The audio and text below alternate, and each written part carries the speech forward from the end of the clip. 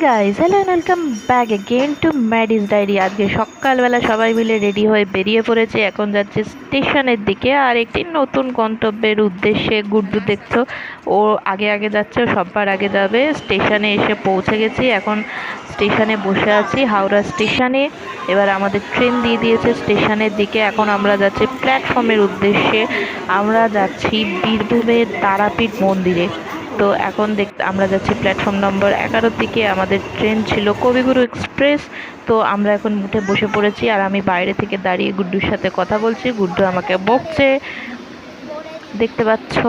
তারপর আমি গুড্ডুর সাথে দাঁড়িয়ে দাঁড়িয়ে বাইরে থেকে ছবি তুলছিলাম। আর এই হচ্ছে আমি, এরকম পোশাক পরেছি, দেখতে পাচ্ছ।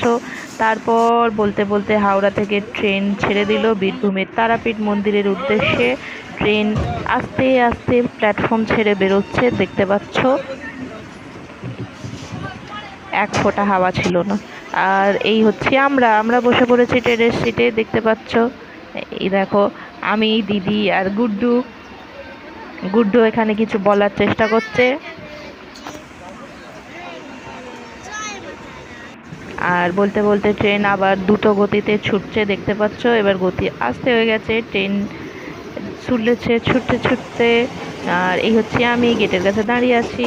আর এই দেখো, ট্রেন দ্রুত গতিতে ছুটছে বীরভূমের উদ্দেশ্যে।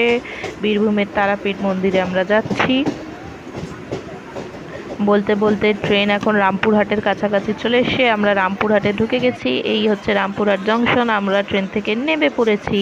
এই হচ্ছে রামপুরহাটের বাইরে আমরা বেরিয়ে পড়েছি। এবার আমরা যাচ্ছি ওই টোটো ধরতে বা ম্যাজিক যা আছে সেইগুলো ধরতে। তো চলো দেখা যাক। এই হচ্ছে এখানে এখানে জনপ্রতি ভাড়া নেয় 40 টাকা করে। তো আমরা এখন ম্যাজিক গাড়িতে উঠে বসে পড়েছি। এখন আমরা যাচ্ছি মন্দিরের উদ্দেশ্যে।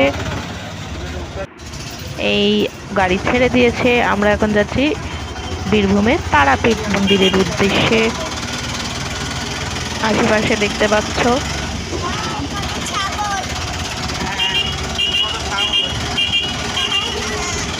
এখন গাড়ি চলছে, আমরা এখনো মন্দিরের সামনে পৌঁছাইনি। আমরা এখন যাচ্ছি মন্দিরের দিকে। ওই হচ্ছে বীরভূমের তারাপীঠ মন্দিরের ওটা গেটের বাইরেটা আমরা চলে এসেছি। এই হচ্ছে মন্দির, দেখতে পাচ্ছ, ওই সরণির ভেতরে মন্দির। So hey guys, hello and welcome back to the channel again. তো তারাপীঠ মন্দিরে আমরা এসে হোটেল খুঁজে তারপর আমরা রুমে চলে এসেছি এবং রুমে পুজো দেওয়ার জন্য রেডি হয়ে গেছি। দেখে নাও, এই হচ্ছে কিছুটা আউটফিট। তো এবার এখন সন্ধে হয়ে এসছে, আমরা এখন যাব পুজো দিতে। তো চলো মন্দিরে গিয়ে তোমাদের সাথে বাকিটা দেখাচ্ছি। তো আমরা বেরিয়ে পড়েছি মন্দিরের উদ্দেশ্যে যাওয়ার জন্য। আমি এই রকম একটা কুর্তি পরেছি, দিদি শাড়ি পরেছে, আর গুড্ডু দেখতে পাচ্ছ বেশ খুশি। এবার আমরা মন্দিরের ভিতরের দিকে যাওয়ার জন্য রাস্তা ধরে নিয়েছি। এখন আমরা যাচ্ছি মন্দিরের ভেতরে। আমরা এই যে মন্দিরে আমরা উঠছি, এই হচ্ছে মায়ের মন্দির, বীরভূমের তারাপীঠ মন্দির। এবার আমরা মন্দিরের ভিতরে প্রবেশ করছি। এই হচ্ছে মন্দিরের চূড়া। প্রচণ্ড ভিড় ছিল, তাই আমরা মন্দিরের ভেতরে এখনো প্রবেশ করতে পারিনি। এই আমরা পুজোর জন্য ডালা নিয়ে নিয়েছি, ডালা নিয়ে পুজোর লাইনে আমরা দাঁড়িয়ে গেছি। শুধুমাত্র ভিড়টা দেখো, ভিড়টা দেখতে পাচ্ছ। এই হচ্ছে ভিড়, চারিদিকে ঠিক এরকম ভিড়। আর এই হচ্ছে সেই জীবিত কুণ্ড। এটাকে জীবিত কুণ্ড বলার কারণ হচ্ছে এখানে শোল মাছ ফেলা হয়েছিল 2 টুকরো করে, এবং সেই শোল মাছ জীবিত হয়ে গেছিল, তাই তারপর থেকে এর নাম হয় জীবিত কুণ্ড। এই হচ্ছে মা তারার মুখ, দেখতে পাচ্ছ। তারপর আর একবার দেখে নাও মা তারার মন্দিরের সামনেটা এরকম। এবার সন্ধ্যা আরতির সময়, সন্ধ্যা আরতি হচ্ছে মায়ের।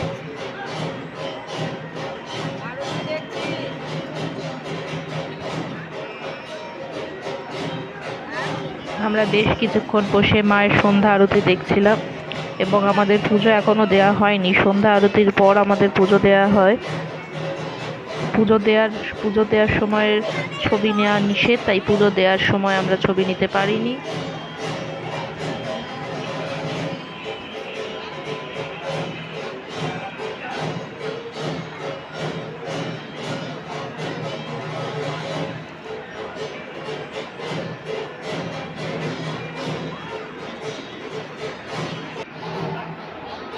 সাড়ম্বরে মায়ের আরতি হচ্ছে, দেখতে পাচ্ছ সকলে। তারপর পুজো দেওয়ার হয়ে গেছে আমাদের। পুজো দেওয়ার পর এবার আমরা মন্দির থেকে এখন বাইরে যাচ্ছি। অনেক এবার সন্ধে হয়ে গেছিল। তারপর আস্তে আস্তে আমরা এখন মন্দির থেকে বেরোচ্ছি, মন্দিরের গেট থেকে নিচে নামছি। তো পুজো দেওয়ার পর আমরা হোটেলে চলে যাই প্রসাদ রাখতে। আর তারপর আমরা এই হচ্ছে দেখো, এটা হচ্ছে তারাপীঠ মহাশ্মশান, যেখানে আমরা আগেই গেছিলাম। এটা হচ্ছে এটা হচ্ছে সকালবেলার ছবিটা। আর ওইদিকে হচ্ছে বামাখ্যাপার সমাধিস্থল। এই হচ্ছে পরিবেশটা, এখানে সন্ন্যাসীদের স্থান, সন্ন্যাসীরা থাকেন। আর এটা হচ্ছে মহাশ্মশানের ভেতরের দিকটা, যেখানে আমি প্রথমবার গেছিলাম। জায়গাটা পুরো লোক লোক খুবই কম ছিল। এই হচ্ছে বামদেবের ঘাট, ওই নিচের দিকে দেখতে পাচ্ছ দামোদর নদী।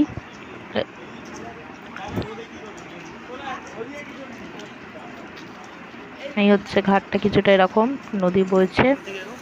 আর ওই দিকে দেখতে পাচ্ছ ওটা হচ্ছে শ্মশান। এখানে এখন আর আগের মতো কাঠে পোড়ানো হয় না, ইলেকট্রিক চুল্লি আছে। আর এই দেখে নাও শ্মশানের আশেপাশে পরিবেশটা ঠিক এরকম, সাধু সন্ন্যাসীদের ঘেরা পরিবেশ। তারপর আস্তে আস্তে শ্মশান থেকে আমরা এখন বেরোচ্ছি। শ্মশানের পরিবেশটা এটা হচ্ছে দিনের বেলা, আর সন্ধেবেলা শ্মশানের পরিবেশটা ঠিক এরকম, দেখে নাও আলো জ্বলছে দেখতে পাচ্ছ বাবার সমাধিস্থলে, এবং ওখানে মায়েরও পা আছে, যেখানে প্রত্যেকে পুজো করে এবং আলতা ঢালে। এবং এখানে মতো আজকের ভিডিও শেষ করছি, দেখা হচ্ছে পার্ট 2।